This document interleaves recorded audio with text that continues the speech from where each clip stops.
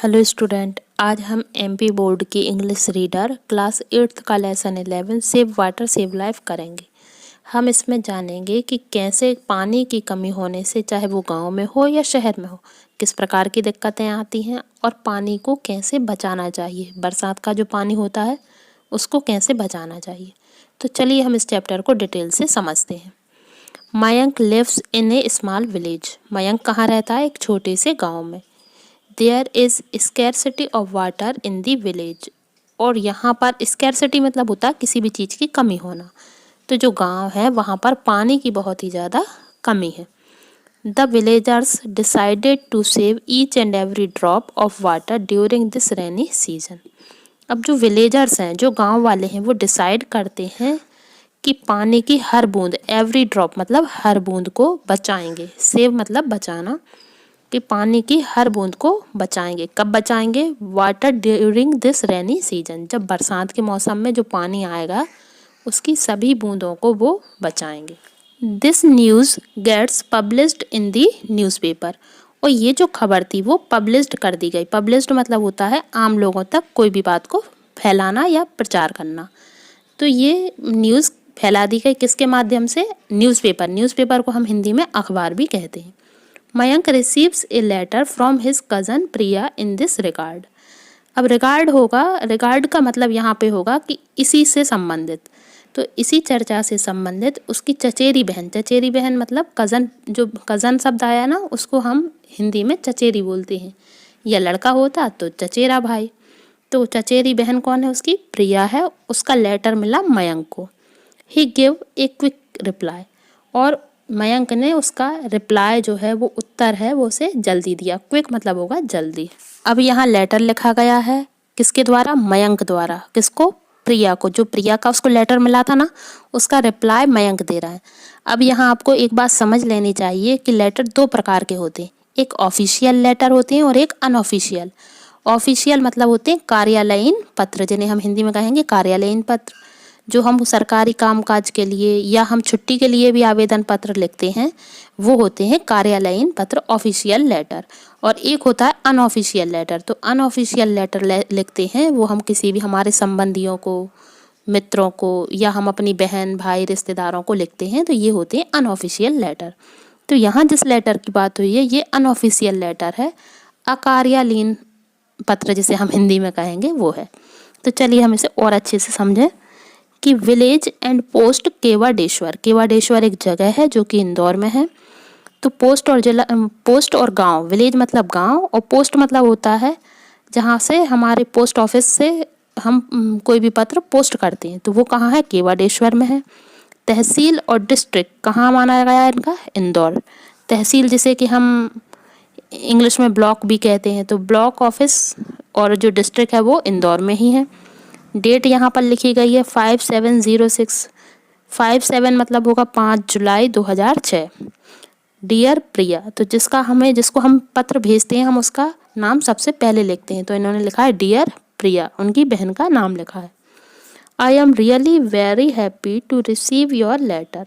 सबसे पहले तो हम उन्हें धन्यवाद कहेंगे, या मयंक ने पहले प्रिया को धन्यवाद कहा है कि हम बहुत ही खुश हुए हैं आपका जो पत्र मिला है उससे।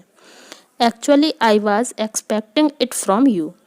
और उसने प्रिया को ये भी बताया है कि जो आपने उसमें लिखा है वो उससे ऐसी ही आशा रखता है।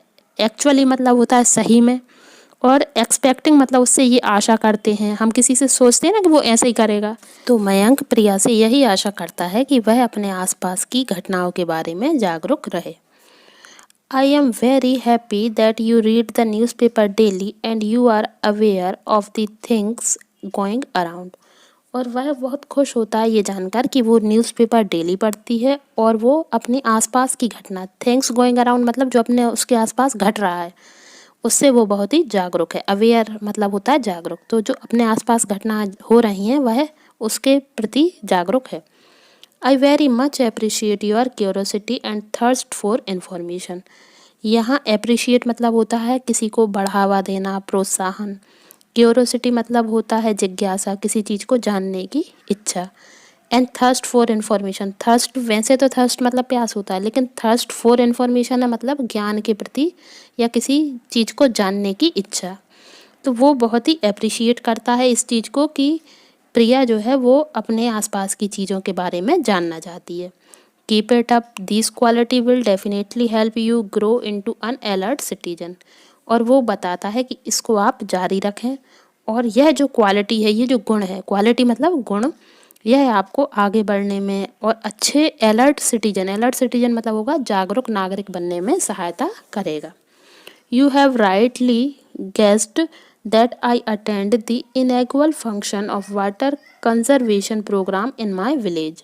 यहाँ rightly guessed मतलब होता है सही अनुमान लगाया, attended मतलब होता है भाग लिया, inaugural function मतलब होता है उद्घाटन समारोह या उद्घाटन का कोई काम, वाटर कंजर्वेशन मतलब होता है पानी का संरक्षण करना, और विलेज मतलब होता है गांव। इसका पूरा मतलब ये होगा कि आपने सही गेस्ट किया या आपने सही अनुमान लगाया कि मैंने अपने गांव में होने वाले पानी संरक्षण के काम में या उसके उद्घाटन समारोह में भाग लिया। The word conservation literally mean to save something. जो यहाँ शब्द आया है कंजर्वेशन, उसका लिटरली मतलब उसका मीनिंग क्या होता है? सेव समथिंग, कुछ बचाना। It may be water, energy, soil और some species of animal and plant. अब क्या बचाना? तो इसमें कुछ भी हो सकता है, जैसे पानी, एनर्जी मतलब ऊर्जा, सॉइल मतलब मिट्टी, some species of animal, species मतलब होती है प्रजाति, और एनिमल, एनिमल की प्रजाति या पौधे की जो कि ख़त्म होने की कगार पे हैं, जो कि कमी आती जा रही है जिनकी, उन्हें बचाना, ये सब कंजर्वेशन कहलाता है। कंजर्वेशन हिंदी में हम संरक्षण कहते हैं। In term of conservation of water it means that we all should save rain water in the river, ponds, wells and in the field to rise the groundwater level of the earth। यहाँ पानी के संरक्षण, conservation of water मतलब पानी के संरक्षण से मतलब ये है कि जहाँ से भी हमें पानी मिलता हो, बारिश का पानी मिलता हो, या हमें नदी, पॉन्ड्स मतलब झील, वेल मतलब कुएं, या कहीं से भी हमें मिलता हो पानी, तो हमें हमारी धरती का जल स्तर बढ़ाना चाहिए। At the same time we should use water with economy. वैसे इकोनॉमी का अर्थ होता है अर्थशास्त्र, लेकिन यहाँ पर पानी के लिए ये यूज़ किया गया है कि पानी को हमें समझदारी से या जितनी ज़रूरत पड़े उतना ही खर्च करना चाहिए। When the rainwater percolates down into the earth, it no longer remains thirsty। Remains मतलब होता है बचेगा, मतलब जैसे हम कहते हैं ना बच गया, बचेगा, और thirsty मतलब प्यासा। तो जब बारिश का पानी धरती में जाएगा तो कोई भी प्यासा नहीं रहेगा। We are living in a very challenging era. Challenging era को हम हिंदी में कहेंगे चुनौतीपूर्ण युग। चुनौतीपूर्ण किस लिए? क्योंकि हमें प्रदूषण से भी सामना करना है, पेड़ भी कटते जा रहे हैं, पानी भी कम गिरता है, बारिश में बारिश कम हो रही है। तो ये सभी हमारे और हमारे साथ जो प्राणी हैं, जो लिविंग थिंग्स हैं, उनके लिए ये बहुत ही चुनौतीपूर्ण युग है, चैलेंजिंग एरा है। Ruthless cutting of trees and destruction of forest have resulted in scanty rainfall। अब जो पेड़ों की अंधाधुंध कटाई हो रही है, रथलेस कटिंग मतलब क्रूरता से उनकी कटाई हो रही है। डिस्ट्रक्शन ऑफ फॉरेस्ट, डिस्ट्रक्शन मतलब होता है किसी भी चीज़ को उजड़ना या खराब होना, तो वन भी उजड़ते जा रहे हैं क्योंकि पेड़ कटते जा रहे हैं। इससे क्या हो रहा है कि पानी में, जो बारिश का पानी है, उसमें कमी आती जा रही है। We see scarcity of water growing almost everywhere, which is adversely affecting the cultivation of crop। और पानी की कमी से क्या हो रहा है? ये पानी की कमी एक तो हर जगह देखी जा रही है, और फिर इसका अफेक्ट क्या होता है? एडवर्सली अफेक्ट मतलब होता है उसका प्रभाव क्या हो रहा है पानी की कमी का। तो पानी की कमी का सीधा प्रभाव होता है फसल पर, क्रॉप जिसे हम हिंदी में फसल कहते हैं, और कल्टीवेशन मतलब उपज, मतलब फसल की उपज पर प्रभाव पड़ रहा है, फसल कम मात्रा में उग रही है। How we can be happy with thirsty soil. अब हम कैसे खुश रह सकते हैं यदि हमारी मिट्टी, हमारी धरती ही प्यासी रहे। If the field do not have plenty of water it affected the production of food, grain and country face shortage of food. यदि हमारी धरती को, हमारी फील्ड को यदि पानी नहीं मिल पाएगा तो हमारा जो फूड ग्रेन्स है, फूड ग्रेन्स मतलब जो खाने का अनाज है, वो भी अफेक्ट होगा, वो उसमें भी कमी आ जाएगी। और जिससे कि हमारे देश में खाने की चीज़ों की कमी हो जाएगी। Our brother and sister who live in village start migrating to the city and town in search of work। और जो हमारे गांव के भाई बहन हैं वो माइग्रेट हो रहे हैं शहर की तरफ काम ढूंढने की तलाश में। माइग्रेट होना मतलब होता है जैसे वो गांव में रहे लेकिन काम के लिए वो शहर में जाके रहने लगे, ये होता है migrating. The city failed to accommodate them and there arise many social and economical problem. और शहर में जाने पर उन्हें सोशल मतलब सामाजिक और इकोनॉमिक प्रॉब्लम मतलब धन संबंधी कोई भी परेशानी हो सकती है। You can realise that our is the new generation which has no play a very important role in the future. अब हमें जल्दी ही समझ आ गया है या समझ में आ जाना चाहिए, रियलाइज मतलब समझ में, कि हमारी जो न्यू जनरेशन है, जो नई पीढ़ी आ रही है, वो फ्यूचर में बहुत ही वेरी इम्पोर्टेंट रोल मतलब बहुत ही ज़्यादा महत्वपूर्ण रोल अदा करेगी। It is our duty to remain awake and share the responsibility. अब ये हमारी ड्यूटी है कि हमें उन्हें जागरूक करना चाहिए और उन्हें जिम्मेदारी सौंप देनी चाहिए। To find solution to problem of scarcity of water. और उन्हें ये जिम्मेदारी सौंप देनी चाहिए कि जो पानी की कमी है उसका उस प्रॉब्लम का सॉल्यूशन या उस समस्या का हल वो कैसे निकालेंगे। The government has motivated all the section of society to come forward to save each and every drop of water. जो गवर्नमेंट है वो मोटिवेट करती है, मोटिवेट करना मतलब कहते हैं ना प्रोत्साहन देना, तो हमारी सरकार है, गवर्नमेंट है, वो मोटिवेट कर रही है सभी को और सभी सोसाइटी को कि पानी को संभाल कर खर्च करें। और कई विज्ञापन भी इसके माध्यम से सरकार टीवी के माध्यम से देती है। We receives water through rainfall. और जो पानी हमें किसके द्वारा मिलता है, केवल बारिश के द्वारा। This is very unfortunate that most of water flow down the river and reach the sea, thus it remain unused.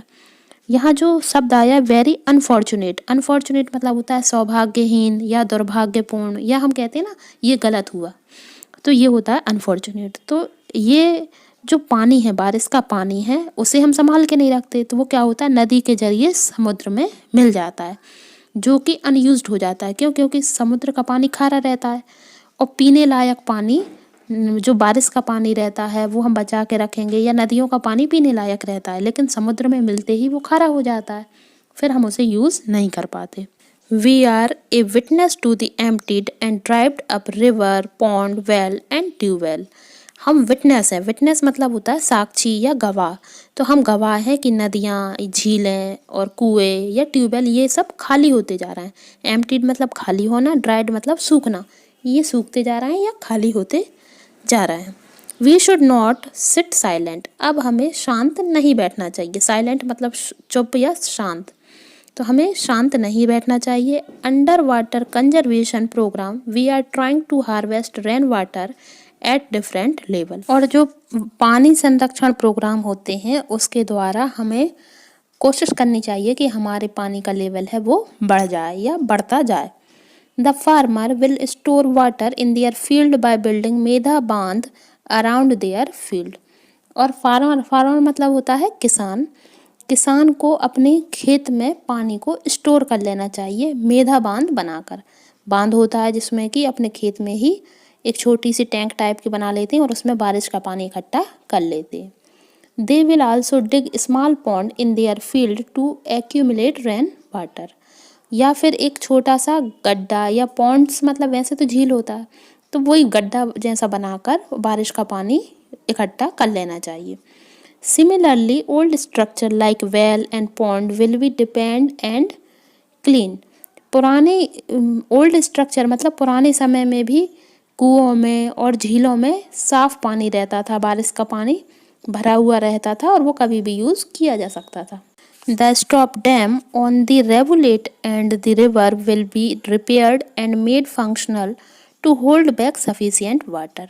अब हमें जो डैम है उसमें और नदियों में या झीलों में पानी को रोक लेना चाहिए, जिससे कि हमारे काम के लिए सफिशिएंट वाटर, सफिशिएंट मतलब होता है पर्याप्त, तो पर्याप्त पानी हमारे लिए बचा रह सके। फंक्शनल मतलब होता है काम करने के लिए। What a wonderful scene it will be for us to have the river of village full of water throughout of the year. क्या वंडरफुल सीन होगा। वंडरफुल सीन मतलब बहुत ही अच्छा ऐसा सीन होगा। सीन मतलब होता है दृश्य, है ना, हिंदी में दृश्य बोलते हैं सीन को। तो क्या अद्भुत नज़ारा होगा जब हमारे गांव की नदियां भरी रहेंगी कुछ सालों बाद। यदि हम पानी को बचाते रहेंगे तो नदियों में पानी तो आ ही जाएगा। We will again have to enjoyable time to swimming in river of our own which we had a few year ago. अब ये कह रहे हैं कि क्या वो समय था, कुछ साल पहले क्या होता था कि नदियों में पानी भरा रहता था और लोग जाते थे, बच्चे वगैरह जाते थे तो स्विमिंग करते थे, तैरते थे। स्विमिंग मतलब तैरना। तो वो नदियों में जाकर तैरते थे, नहाते थे। और पशु जो रहते हैं, एनिमल्स रहते हैं ना, वो भी वहाँ जाकर पानी पी के आ सकते थे। पशुओं को वहाँ ले जाकर नहलाया भी जाता था। तो ये सब नज़ारा कुछ साल पहले होता था, लेकिन जब चारों तरफ पानी भर जाएगा डैम में, नदियों में, तो फिर से वो दिन लौट आएंगे। You can easily understand that if the river and ponds of a place are full of water, the tubewell will automatically be recharged and will continue to give us water throughout of year. और जब नदी में, झीलों में, सब में पानी हो जाएगा तो हमारे जो ट्यूबवेल हैं जो खाली हैं, कई सालों से खाली पड़े हैं, वो सब भी भर जाएंगे। क्यों? क्योंकि पानी का ग्राउंड लेवल जो है, ज़मीन में पानी का स्तर है, वो बढ़ जाएगा। I would like to mention that the government alone cannot do everything. तो सरकार अकेले कुछ नहीं कर सकती। Similarly, only shouting slogan will not be of any help. Similarly मतलब होगा ऐसे ही। Shouting slogan मतलब होता है नारेबाजी करना या चिल्लाकर किसी भी प्रकार का नारा देना। तो नारेबाजी से भी ये पानी की समस्या हल नहीं होगी। Water is everybody's essential need, so everybody including we children should participate in the water conservation program. इसीलिए हमें, क्योंकि पानी सभी की ज़रूरत है, इसीलिए बच्चों के साथ साथ सभी को पानी संरक्षण प्रोग्राम जो भी होते हैं उनमें भाग लेना चाहिए। I have seen all the people voluntarily coming forward and working hand in hand and shoulder to shoulder for this noble cause. यहाँ voluntarily शब्द आया है। voluntarily मतलब होता है स्वेच्छा से, अपने आप। फॉरवर्ड मतलब होता है आगे, और वर्किंग मतलब होता है काम करना, और नोबल मतलब होता है कोई अच्छा काम जिससे कि समाज के लिए अच्छी प्रेरणा मिले। तो हमें ये पानी बचाने का जो कार्यक्रम है इसमें हमें आगे आना चाहिए और स्वेच्छा से आगे आकर अपना सहयोग देना चाहिए। Hope you will be benefited with what I have written in this letter. अब मयंक बता रहे हैं कि जो मैंने इस लेटर में लिखा है, मैं आशा करता हूँ कि आपको उससे कुछ फ़ायदा हुआ होगा। बेनिफिटेड मतलब फ़ायदा, तो उससे कुछ आपको फ़ायदा मिला होगा। Do share it with your friend, जो कि आप अपने दोस्तों से भी शेयर कर सकते हैं। Keep writing similar later on other burning topic also, और आप एक ऐसा ही पत्र किसी और बर्निंग टॉपिक पर लिख सकते हैं। बर्निंग टॉपिक मतलब होता है, जैसे हिंदी में कहते हैं ज्वलंत समस्या। और आपको ऐसे भी समझ में ना आया हो तो आपको बता दूं कि कोई भी ऐसी समस्या जो कि हमारे जीवन में है, जैसे प्रदूषण, जनसंख्या, वनों की कटाई या पॉपुलेशन, मतलब ये कोई भी जो समस्या रहती हैं, जो टॉपिक रहते हैं, इन पे हम लेटर लिख सकते हैं। Please convey my regards to everybody in the family. यहाँ कन्वे मतलब होता है भेजना, और रिगार्ड मतलब होता है सादर। तो वो जो फैमिली के लोग हैं उनके लिए सादर प्रणाम भेज रहा है। Your cousin Mayank. यहाँ पे जो कज़न है, कज़न मतलब चचेरा या ममेरा, फुफेरा, जो हमारे जो रिलेटिव्स के जो भाई रहते हैं वो होते हैं कज़न। अब आज की वीडियो में मयंक ने जो लेटर प्रिया को लिखा था उसमें पानी की समस्या और उससे बचने के उपाय, मतलब पानी की पूर्ति करने के उपाय भी दिए गए हैं। आज हमारी ये वीडियो यहीं पे ख़त्म होती है। हम अगली वीडियो में किसी और टॉपिक के साथ मिलते हैं। तब तक के लिए थैंक्स फॉर